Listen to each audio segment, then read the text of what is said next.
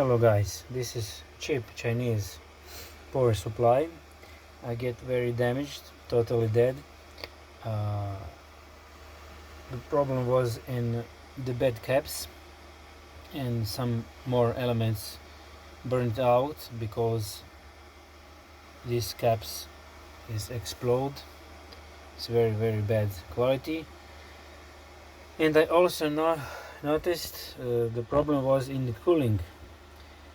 The spinning of fan is very low, and the voltage was before only 4 volts on idling, and when I add before the load only voltage, I get only 8 volts. Now I fixed that in a way to add more turns on this coil to get more inductance and get on idle 8 volts, and when I add the load I will get more voltage to get maximum spin of fan for cooling.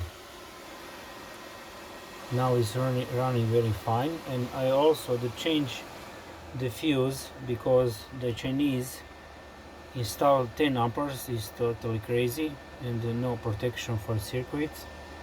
And also I add the diode TVS 51 volts for protection for surge, and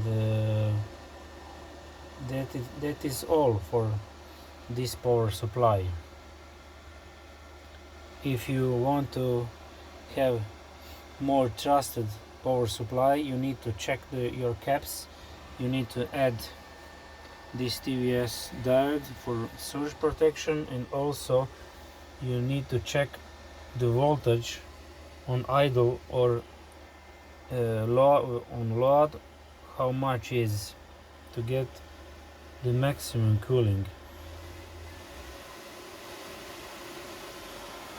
Now it's working perfectly, but I need do few changes and I will finish this. Thank you very much.